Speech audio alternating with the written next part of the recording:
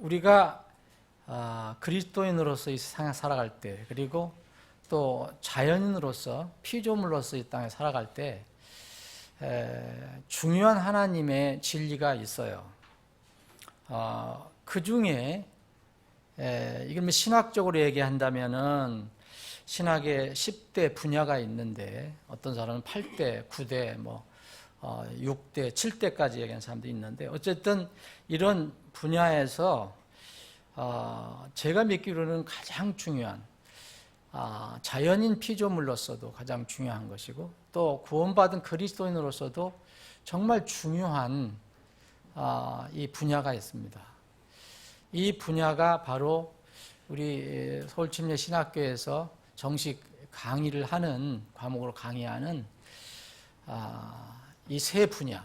이것은 이제 신학교에서는 신앙의 삼각대라는 그런 이 강의 과목으로 공부를 합니다. 그러면 이게 신앙에, 우리 어떤 신앙을 가지려면, 그리고 또 그 신앙을 계속해서 우리 지켜가려면 무엇이 세 개만, 굳이 세 개만 이렇게 생각해 본다면 뭘까? 그렇게 해서 우리가 이제 신앙의 삼각대라는 과목을 만들었는데, 그 순서는 어떻게 하든 좋습니다. 이제 성경과 구원과 교회라고 저는 생각합니다. 구원, 성경, 교회.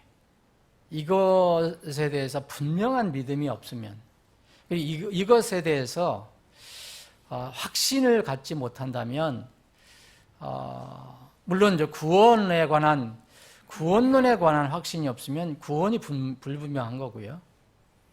그리고 성경과 또 교회에 관한 이 믿음이 확실하지 않으면은, 혹시 구원을 받았더라도 상당히 방황도 하고, 또 하나님 보시기에 합당하지 않은 신앙생활을 하게 됩니다. 특히 이제 교회론에 관해서는 지금 이 시대에 많이 그 교회론이, 초세기에 가지고 있었던 교회론, 그리고 우리 재침례 성도들이 가지고 있던 교회론이 많이 왜곡되고 훼손이 돼갖고, 지금은 정말 초세기 신앙을 찾기가 그렇게 쉽지 않은 상태. 심지어는 독립침례교회라고 하는 교회들에서도 이런 개신교 신학이 들어와갖고 그 교회론에 치명적인 어려움을 주고 있습니다. 그래서 앞으로 이런 부분들, 근데 여러분들이 예를 들어서 교회론에 관해서 확신을 가지고 있지 못한다면, 주님이 세우신 내 교회에 관한 확신을 가지고 있지 못한다면, 여러분들의 교회 생활은 흔들릴 수밖에 없고, 또 하나님 보시기에 합당하지 않는 생활을 합니다. 그래서 앞으로 하나님께서 허락하시는 동안 제가 오랫동안 기도해왔고, 또 지금도 열심히 기도하고 있는데, 이건 제 개인의 힘으로 될 수 있는 게 아니에요. 제가 또 기도 부탁도 몇 분들한테 했습니다, 이미. 그래서 이 여름에 이 세 분야를 우리가 살펴보기를 원합니다. 어떤 분들은 대부분 복습이 될 수도 있을 것이에요. 그런데 어떤 분들에게 또 새롭게 올 수도 있을 것입니다. 그래서 오늘은 신앙의 삼각대 첫 번째 구원론에 대해서 몇 주 동안 한번 살펴보기를 원합니다. 여러분 40분에 45분 동안 이걸 어떻게 응집해서 말씀을 나눌 수 있을까? 구원론만 해도 제가 신학교에서 한 학기 강의를 했어요. 1년도 해도 됩니다. 교회로는 말할 것도 없고요. 또 성경론도 한 학기 아니면 두 학기, 세 학기, 네 학기도 할 수 있어요. 근데 이거를 짧게 어떻게 다 이렇게 나눌 수가 있겠습니까? 근데 우리에게 필요한 필수적인 거, 우리가 신학생은 아니더라도 필수적인 부분을, 우리가 기본적으로 신앙생활을 건전하게 하려면 무엇이 필요할까 생각하면서 우리가 말씀을 나눴으면 좋겠습니다. 이 신앙의 중요한 세 분야라 생각한다면, 이 분야는 또 역으로 말할 것 같으면 사탄이 가장 공격을 정말 치열하게 하는 분야가 틀림없습니다.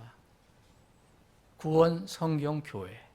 여러분 잘 보시면 이게 너무 명확하게 드러나요.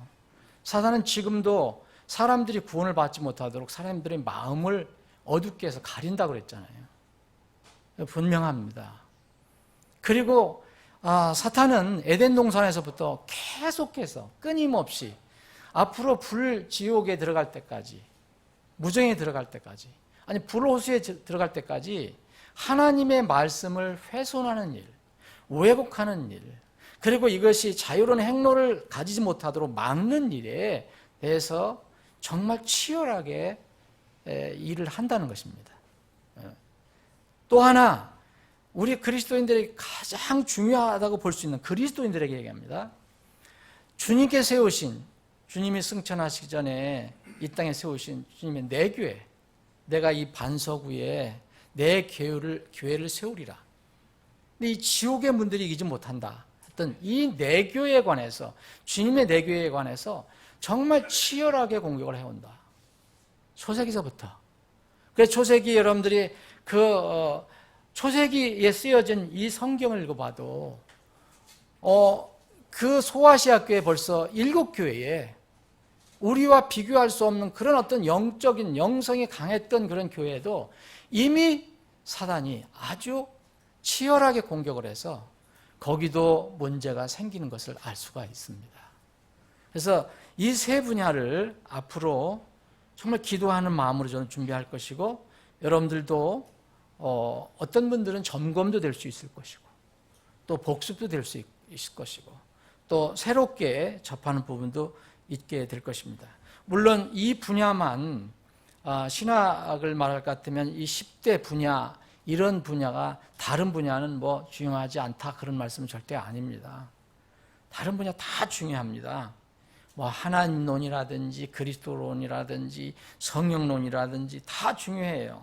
천사론 뭐 이런 다 중요한데 이 세 가지만큼은 여러분들이 기본적으로 정말 흔들리지 않는 신앙을 가져야만 주님 오실 때까지 우리가 그 길을, 진리의 길을 걸어갈 수 있는 최소한 분야라 저는 생각을 합니다.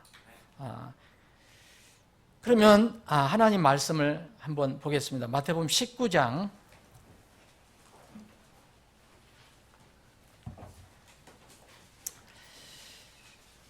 오늘 우리가 읽는 부분은, 이 부분을 제가 설명을 드리지는 않을 겁니다. 여러분들이 너무 다 잘 아시는 내용이나. 그러나 여러분들 머릿속에 이 사람들이 무엇을 요청을 했고 또 답은 무엇이었는가를 한번 살펴보시면 되겠습니다. 누가복음 19장 16절부터 22절인데요. 그러면 앞에 부분은 제가 생략을 하고요. 이 20절부터 마태복음, 죄송합니다. 마태복음 19장, 죄송합니다. 누가복음 곧 볼 겁니다. 또 19장. 제가 마태복음 펴놓고서 또 입으로는 누가복음이에요. 이게 참 큰일입니다. 이게 마태복음 19장에 보면 16절 보면, 보라 어떤 사람이 나와 그분께 이르되 선한 선생님이여 내가 무슨 선한 일을 하여야 영원한 생명을 얻으리까? 다른 말로 하면 내가 어떻게 구원을 받을 수 있습니까? 라고 묻는 겁니다. 자, 그 20절 보겠습니다. 그 청년이 그분께 이르기를 이 모든 것은 내가 어려서부터 지켰사오니 아직도 내게 부족한 것이 무엇이니까? 예수님께서 그에게 이르시되 내가 완전하게 되려거든 가서 내 소유를 팔아 가난한 사람들에게 주라. 그리하면 하늘에서 내게 보화가 있으리라. 그리고 와서 나를 따르라 하시매. 22절 같이 읽겠습니다. 그 청년이 많은 소유를 가졌으므로 그 말씀을 듣고 근심하며 가니라. 자, 누가복음 19장 하나 더 보겠습니다. 누가복음 19장, 같은 19장입니다.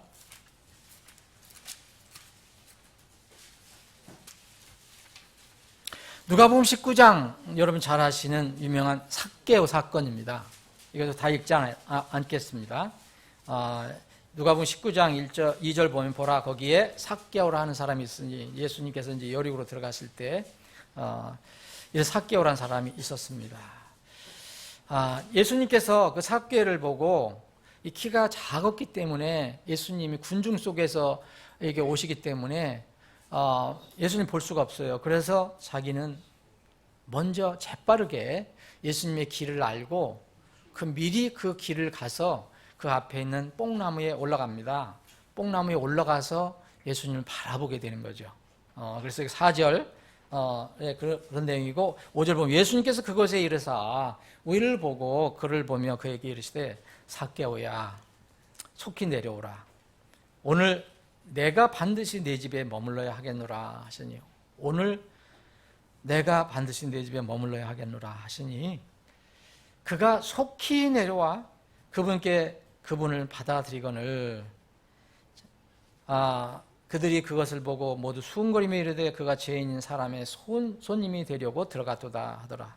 자, 죄인인 삭개오로 나와 있습니다. 삭개오가 서서 주께 이르되 주여 보소서 내가 내 재물의 절반을 가난한 사람들에게 주겠사오며 만일 내가 거짓 고소하여 어떤 사람에게서 무엇이든지 빼앗았으면 그에게 4배로 갚겠나이다 하매 9절 10절 함께 읽겠습니다. 예수님께서 그에게 이르시되 그도 아브라함의 자손인즉 이날 구원이 이 집에 이르렀도다. 사람의 아들은 잃어버린 자를 찾아 구원하러 왔느니라. 아멘. 아버지 하나님 우리에게 말씀을 주심을 감사합니다. 오늘부터 저희들이 주님 앞에 마음의 무릎을 꿇고 성경이 가르치는 주님의 말씀이 가르치는 구원에 대해서 그리고 성경에 대해서 그리고 주님의 몸된 교회에 관해서 살펴보기를 원합니다. 저희들은 지혜가 없습니다. 저희들에게 하늘의 지혜로 무장시켜 주시고 또 하늘에 필요한 지식을 우리에게 넣어 주시기를 원합니다. 오늘 첫 시간 주님께서 함께 해 주셔서 우리가 꼭 알아듣고 마음에 새길 것들은 주님께서 우리 마음을 움직여 주셔서 그것이 우리가 얻을 수 있는 귀한 생명의 양식이 되게 해 주옵소서. 거룩하신 예수님의 이름으로 기도합나이다. 아멘. 구원의 정의하면은 구원이 뭐냐? 우스갯소리로 어떤 사람이 구원받으셔야 합니다. 그랬더니 어떤 사람이 조롱하면서 10원 주세요. 그런 사람이 있었거든요. 그런 의미가 아닙니다. 여러분, 사람들 입에 오르내리는 건 조롱거리 용어가 아니에요. 이 구원이라는 것은 정말 굉장히 중요한 의미를 가지고 있어요. 사람 편에서의 정의가 있고 하나님 편의 정의가 있어요. 사람 편에서는 이게 세상의 정의가 있습니다. 우리 쪽에 사람 쪽에서 생각하는 거예요. 세상의 정의는 우리가 받아들일 수 없는 거예요. 그냥 많이 쓸 수 있는 거지만 물리적인 육체적인 위험이나 위기에서 건진받는 것을 얘기하죠. 이걸 다 세상에서는 이것을 구원이라고 해요. 구조, 구원 뭐. 근데 성경에서 얘기하는 우리 쪽을 바라보면서 성경에서 얘기하는 정의는요. 하나님과 피조물 인간 사이에 죄로 인해 단절된 관계 회복의 필요성에 대한 충족이에요. 좀 어려운 얘기인지도 모르지만 이건 무슨 얘기냐면 하나님과 우리 피조물 사람 사이에 이 관계가 단절이 됐어요. 에덴 동산에서부터. 근데 이 단절된 관계 회복을 이제 어떤 그러한 필요성에 대해서 충족이 되는 것을 얘기합니다. 반드시 회복이 돼야 되는데 그 필요성이 어떤 방법을 통해서 충족이 되는 것. 이걸 구원이라고 그렇게 이야기하죠.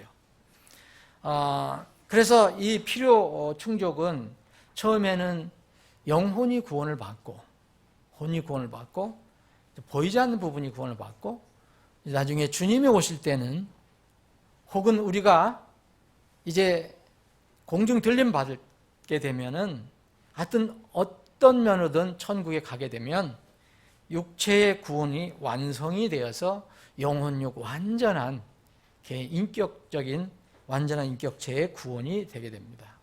이것을 성경에서 구원이라고 해요. 근데 우리는 지금 구원을 전할 때 몸의 구원을 마음대로 시켜줄 수는 없어요. 우리가 그 영혼의 구원에 관해서 이야기를 하는 것입니다. 그런데 이런 여러분 영혼 구원, 무슨 물리적인 육체의 구원, 일부 다른 종교에서도요 이런 말을 합니다. 비슷하게. 그래서 내세를 믿잖아요. 믿는 종교가 있거든요. 내세를 안 믿는 종교도 있지만 믿는 종교인데 그 내세에 구원을 얘기합니다. 뭐 큰 이슬람 같은 경우도요 전부 그걸 믿습니다.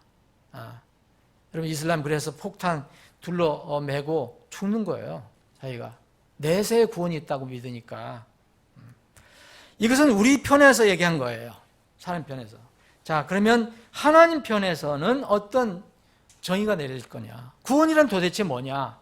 왜 우리가 하나님을 통해서 이 구원의 문제를 해결해야 되느냐?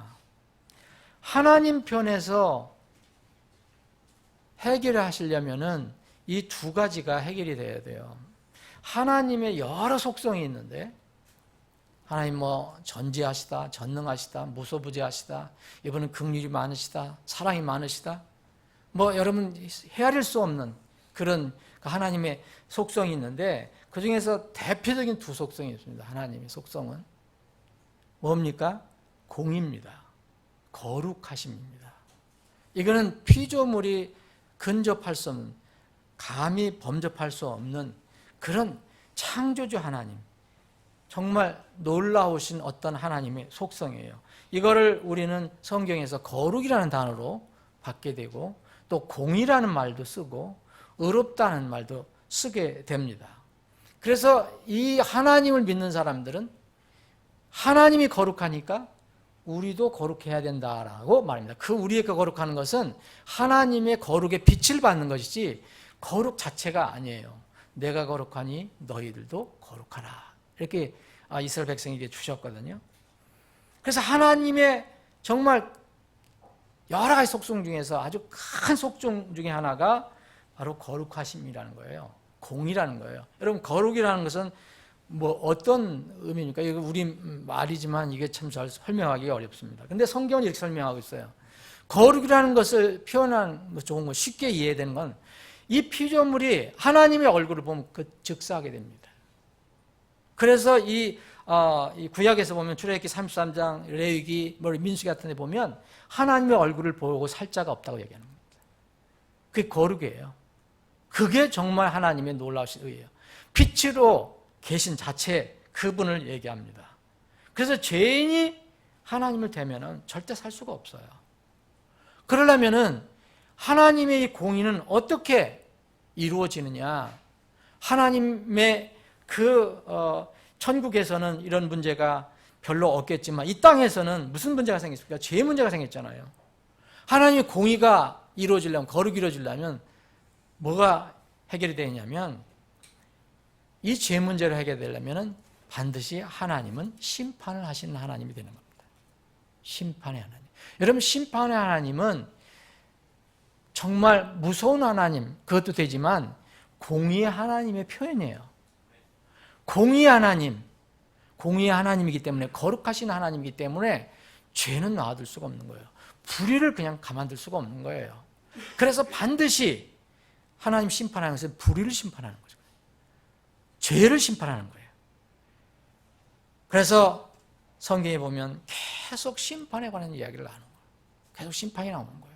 요한계시록의 그 무서운 심판의 내용도 이 하나님의 공의와 거룩성에 완성하는, 그걸 시연하는 그런 과정에서 나온 것입니다. 그래서 죄인이 죄값을 치르려면은, 죄 문제를 해결하려면은 반드시 하나님의 거룩한 성품 때문에 심판을 받는 겁니다. 이걸 피할 수 있는 사람이 없어요. 만약 피할 수 있다 그러면 자기는 완전한 하나님처럼 거룩한 사람이어야 돼요. 그래서 우리는 이 심판을 피할 수 없다. 죄의 싹은 그래서 사망이 되는 겁니다. 죄의 싹은 하나님이 공의로우신 분이고 거룩하신 분이니까 죄를 놔둘 수가 없어요. 그래서 죄의 싹은 사망으로, 그래서 하나님께서 심판을 그렇게 하시는 겁니다. 한 번 죽는 것도 사람들에게 정해진 것이요, 이것 뒤에는 심판이 있나니. 이게 다 하나님의 공의와 관련되는 것입니다. 죄인이 하나님께 나아가려면은 그래서 심판을 받아야 되는데, 심판은 우리가 하나님께 나가면 죽는 거거든요. 나가면 죽는 거거든요.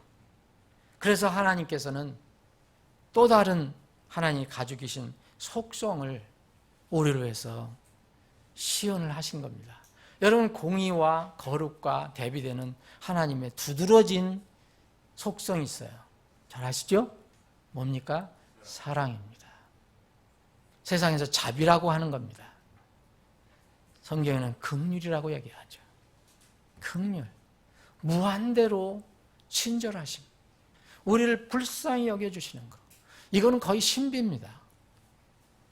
우리가 주님을 알지 못했을 때 왜 우리를 미리 사랑하셨는가? 우리가 죄인으로서 하나님 막 대적할 때도 왜 우리를 먼저 사랑하셨는가? 그래서 하나님의 이 속성, 세상 사람들이 참 좋아하는 속성이에요. 근데 이제 사랑만 뒤에 얘기하지 하나님 얘기를 잘 안 하거든요. 성경은 요한일서 4장 8절 16절에 보면 아주 간단하게 얘기합니다. God is love. 하나님은 사랑이시다. 하나님은 사랑하시는 분이다 이렇게 하지 않습니다. 물론 하나님은 사랑을 베푸시는 분입니다. 그런데 하나님 자체가 사랑이라고 얘기합니다. 하나님은 사랑이시다.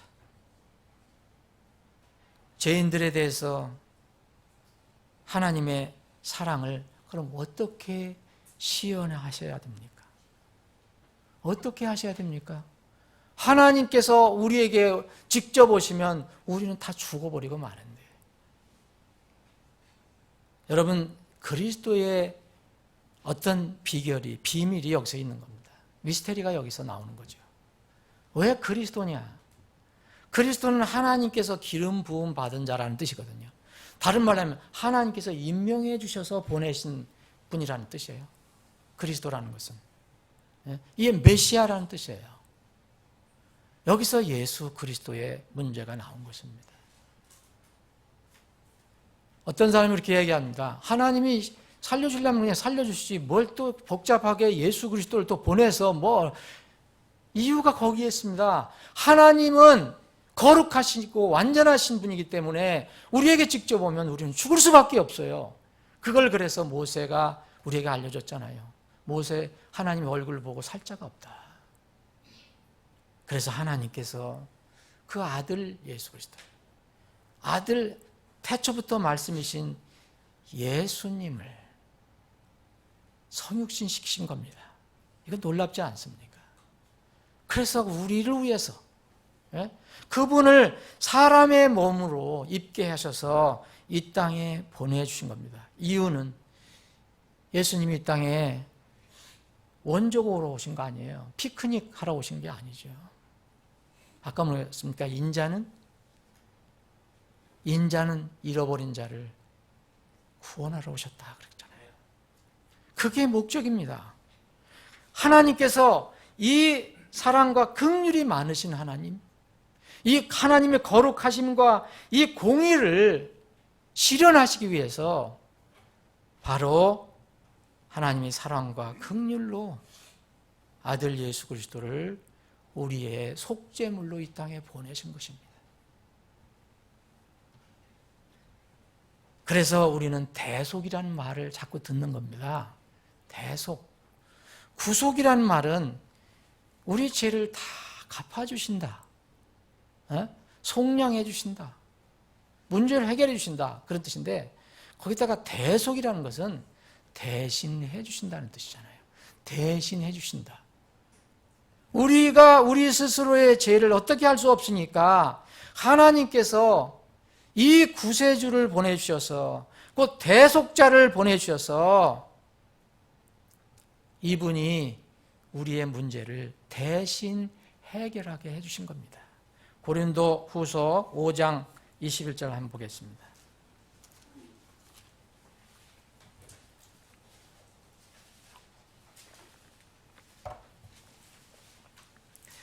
(21절) 하나님께서 죄를 알지 못한 그분을 우리를 위하여, 우리를 대신하여, 그런 뜻입니다.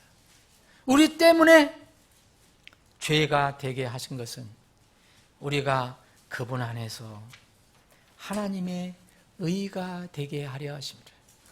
하나님의 의가 되게 하면 의인이신 하나님, 의 자체이신 하나님, 우리를 보고 하나님의 의를 가지고 있다고 말씀하시기 위해서 바로 그분 그리스도를 보내셨다는 겁니다. 그래서 20절에는 너희들이 이 지혜를 알았다면, 이 진리를 알았다면 너희들이 우리가 그리스도를 위한 대사가 되어 그리스도를 대신하여 너희에게 간구하노니 너희는 하나님과 화해라. 대신하다 이런 맥이. 그래서 그리스도는 우리를 대신했기 때문에 우리도 그 진리를 알고서 우리가 이제 복음을 전하는 것은 너희를 대신해서 이런 그리스도의 사신이 되어서 너희에게 예수님이 하실 말씀을 대신 전한다라고 얘기하는 거 아닙니까? 그래서 대속이라는 그런 말씀이 나온 것입니다. 마태복음 20장 28절에 보면 이와 같이 세상에 사람의 아들도 곧 인자도 섬김을 받으러 오지 아니하고 도리어 섬기며 자기 생명을 많은 사람의 대속물로 주려고 왔노라 그랬습니다. 대속물. 그게 바로 십자가에서 피 흘려 하나님의 헌물이 되신, 희생물이 되신 우리의 죄값으로 하나님께 드려진 그런 헌물로 오시기 위해서 초림을 하신 것입니다. 그리스도인들의 사랑의 본질, 여러분들이 이제 하나님의 사랑을 알면 하나님께서 우리에게 뭐라 하냐면 너희들 서로 사랑하라. 내가 너희를 사랑한 것처럼 너희도 서로 사랑하라 그랬어요. 우리가 서로 사랑할 수 있는 것은 주님께서 우리를 일방적으로 사랑하셨기 때문에 그 사랑이 우리에게 들어왔기 때문에 그것을 가지고 사랑을 하는 겁니다. 우리가 스스로 만들어내서 사랑하는 게 아닙니다.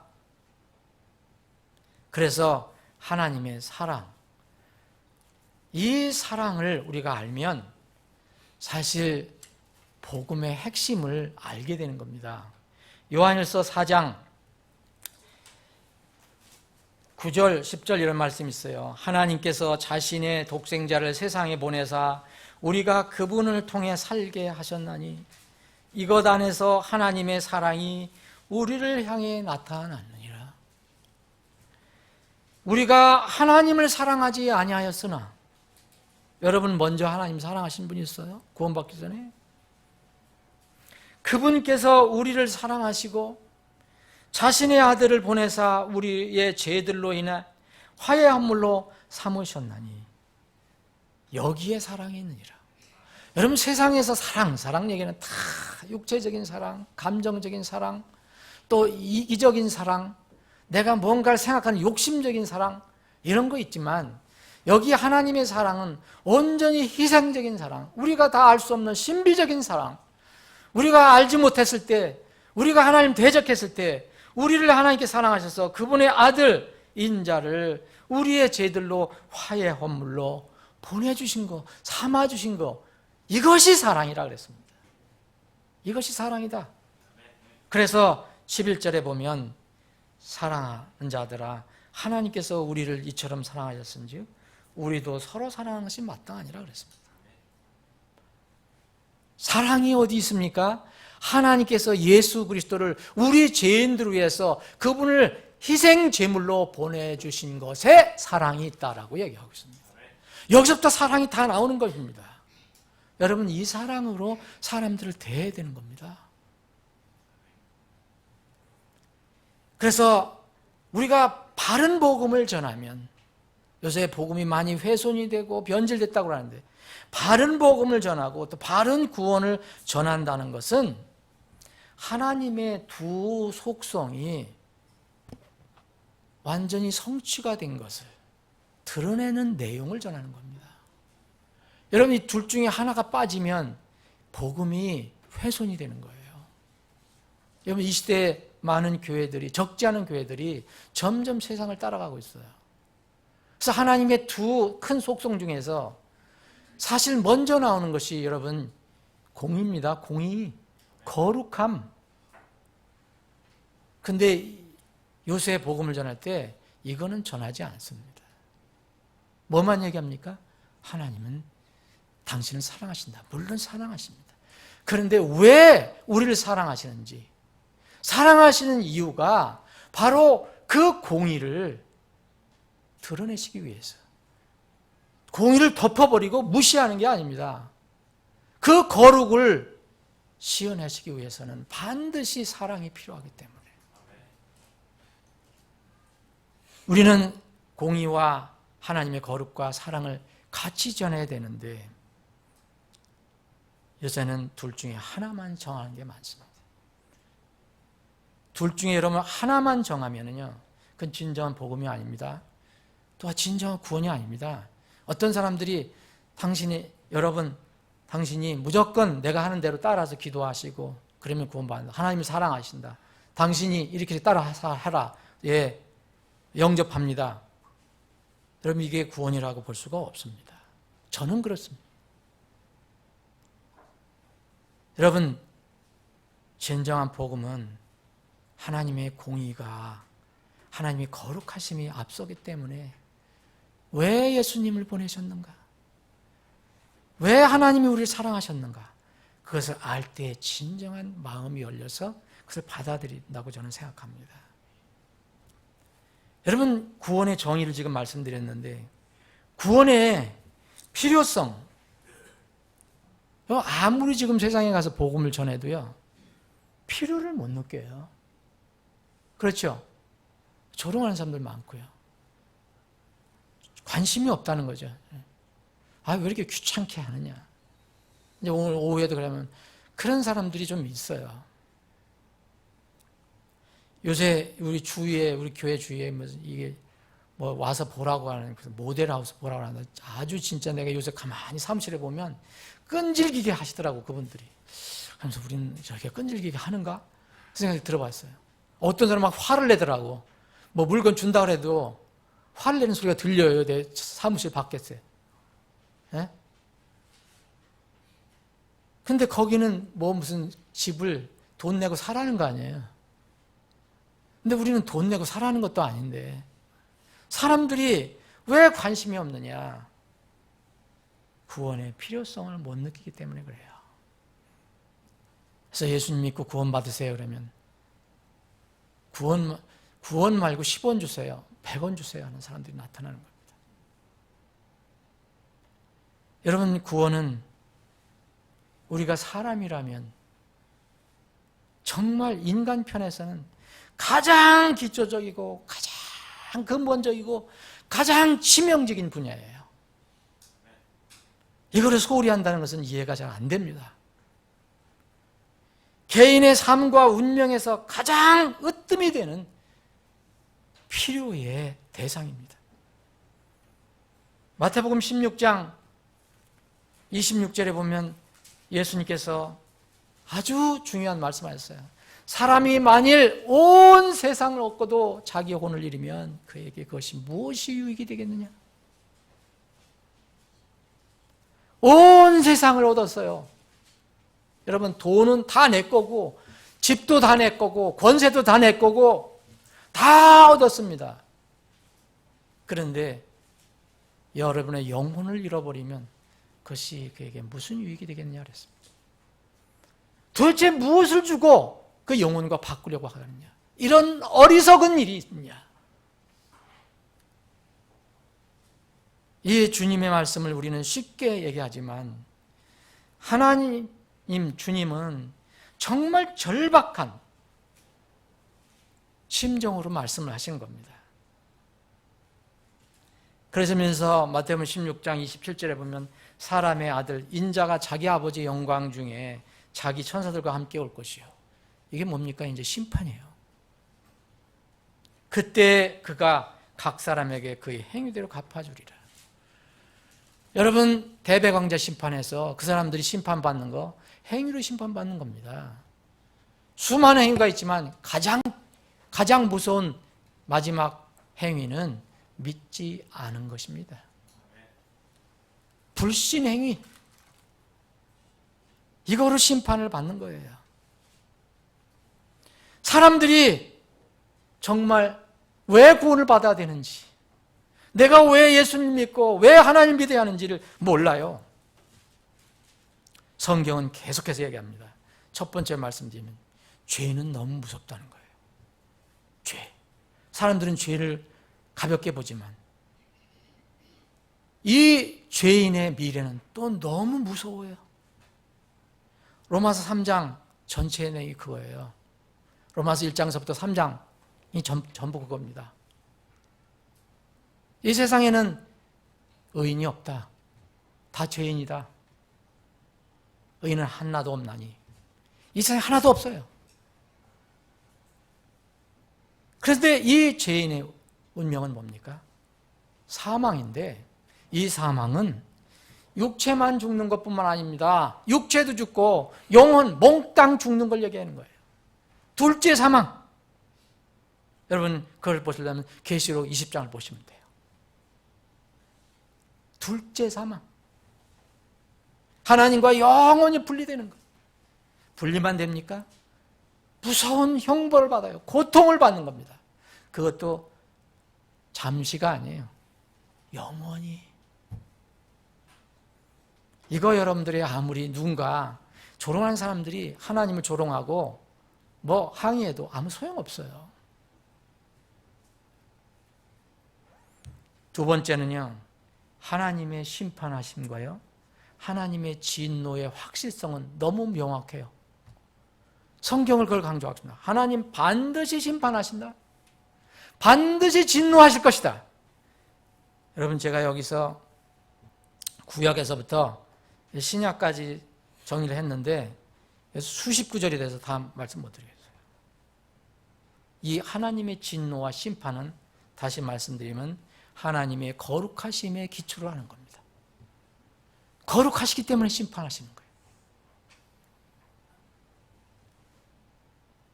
세 번째는요, 사람들이 영혼의 불멸을 믿지 못하기 때문에 그래요. 죽으면 묻히면 그만이다. 근데 뭔가 찜찜하거든요. 뭐 혼이 있다느니, 뭐 조상 귀신이 있다느니, 뭐 누가 죽은 사람이 꿈에 나타났느니 하면서 뭔가 있을 것도 같은데 뭐라고 하냐면 에이 없어. 죽으면 그만이야. 그래서 그렇게 고집 피우고 사는 겁니다. 그런데 성경은 뭐랍니까? 영원히 있다. 영혼은 영원히 있다. 영혼의 불멸을 얘기합니다. 영원한 천국, 어떤 일시적인 천국이 아닙니다. 영원한 지옥이 있다.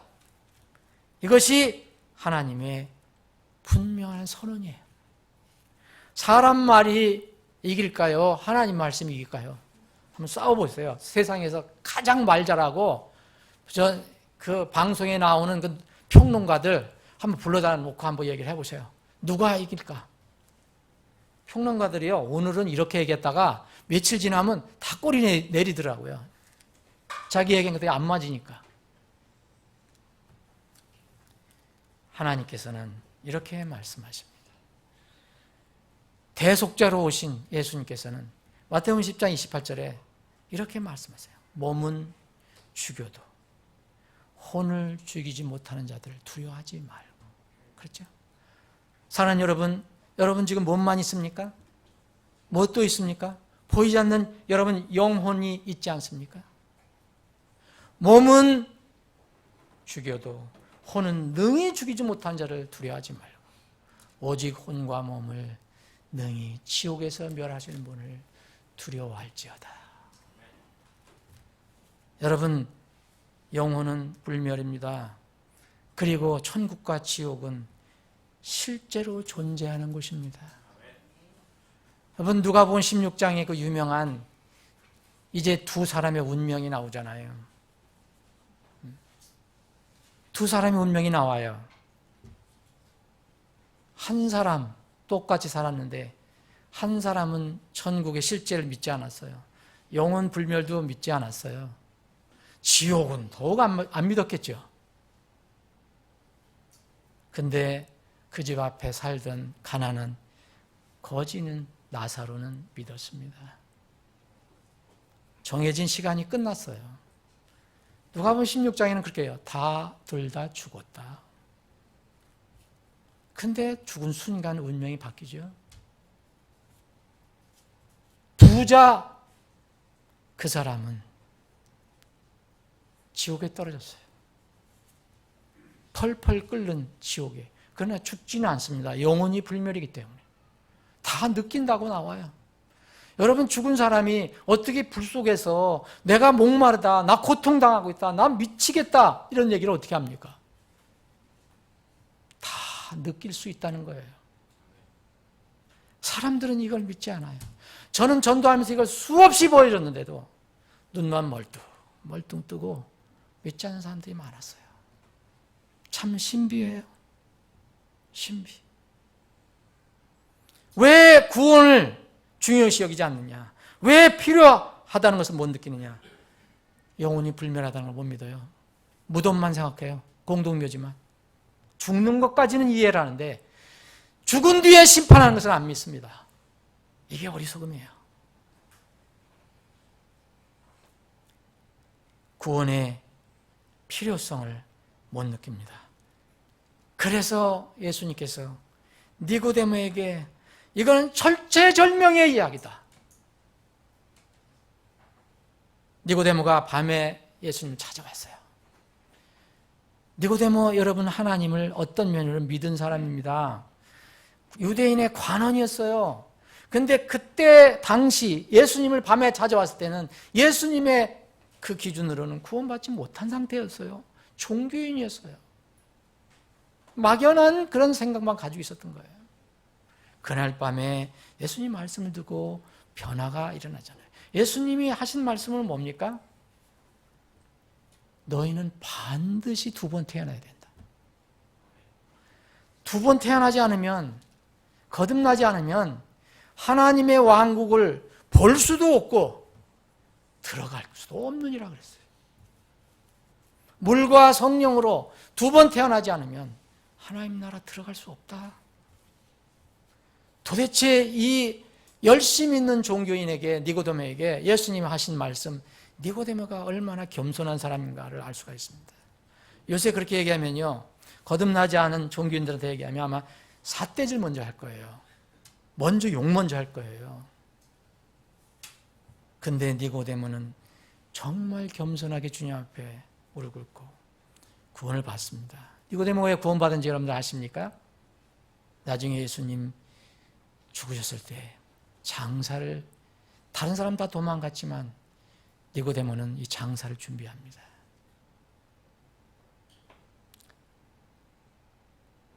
구원의 필요성을 알면은요, 구원을 받게 되어 있어요.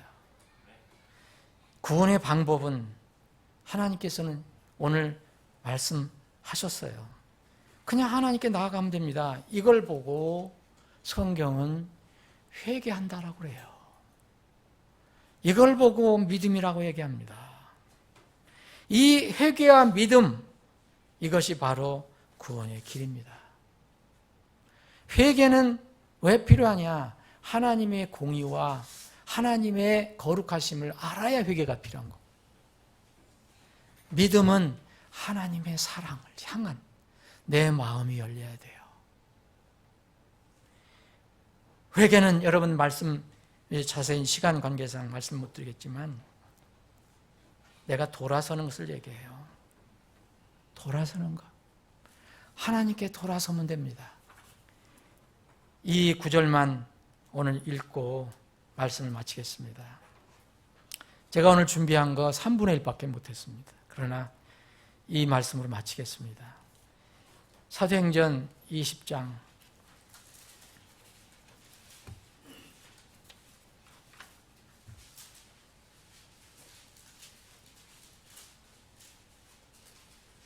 21절입니다. 유대인들과 그리스인들에게, 헬라인들에게, 그리스도인이 아닙니다. 유대인들과 구원받지 않은 헬라인들, 그리스인들에게 하나님을 향한 회개와 돌아섬과 우리 주 예수 그리스도를 향한 믿음을 증언하였노라. 내가 죄인임을 깨닫고 말씀을 통해서 죄인임을 깨닫고 그 죄의 삭시 영원한 심판에 둘째 사망까지 이르러야 한다는 것을 이해를 하고 주님께 돌아서는 것, 하나님께 돌아서는 것, 그리고 하나님께서 보내주신 자 대속자 예수 그리스도를 하나님의 사랑의 선물로 믿고 받아들이는 것, 이것이 구원입니다. 사랑하는 여러분, 여러분들 다 모두 구원을 받으셨습니까? 정말 이것은 매일 점검해도 그렇게 지나친 일 아니에요. 왜냐하면 이것은 너무너무 중요한 것이기 때문에 그렇습니다. 여러분, 성경을 보면 착각하고 살다가 나중에 마지막 때에 예수님 오셨을 때 뒤늦게 깨달은 사람에 관한 이야기가 얼마나 많이 나온지 여러분 아십니까? 그러므로 이 단순한 복음, 이 정말 진리의 복음을 내가 마음으로 정말 받아들였는가 한번 살펴보는 시간이 되기를 바랍니다. 여러분들이 진정으로 마음으로 그 주님을 믿고 구원을 받았다면 나는 어떻게 앞으로 살아가야 할 것인가를 다시 한번 이번 계속되는 공부를 통해서 다시 한번 생각해 보는 시간이 되기를 바랍니다. 기도하시겠습니다.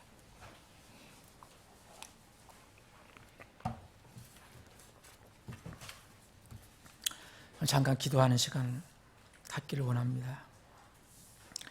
여러분들, 오늘 말씀을 듣는 여러분들 중에서, 이 자리에 계신 분들 중에서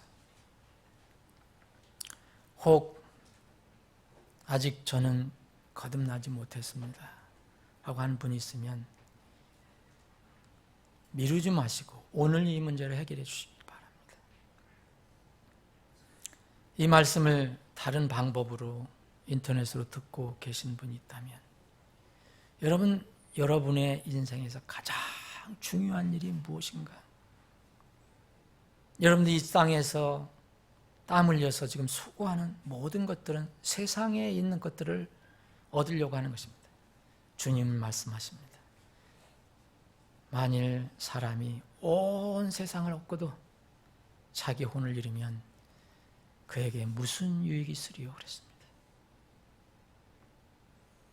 여러분, 다시 한번 살펴보시고 종교에 머물지 마시고 오늘 이 말씀을 통해서 죄인임을 고백하고 대속주 예수 그리스도를 나의 영원한 구원자로 믿고 받아들임으로 그 무서운 죄 문제를 오늘 해결받음으로 구원받고 그 이름이 하늘에 기록되는 큰 기쁨이 있게 되기를 기도합니다. 구원받은 여러분들은 우리에게 주어진 이 사명을 어떻게 전할까? 바울 사도가 얘기한 것처럼 이제 하나님의 대사가 되어서 주님 대신 이 진리를 전한다고 한 말처럼 우리도 하나님의 대사가 되어서 지금 하나님과 떨어져 있는 사람들과 하나님과 화해시키는 이 복음 전도자의 사명을 우리가 다시 한번 결단하기를 원합니다. 아버지 하나님, 말씀을 주심을 감사합니다. 구원받을 사람 꼭 구원받게 해주시고 변화받을 사람 꼭 변화되게 해주셔서 우리가 이 땅에 사는 동안 정말 이것저것 열심히 일을 하더라도 나팔 소리 날 때는 다 주님 앞에 서게 해주시고 주님 앞에 섰을 때는 다 주님으로부터 착하고 신실한 종이라는 칭찬을 받는 우리들이 다 되게 해 주시옵소서. 거룩하신 예수님의 이름으로 기도합나이다.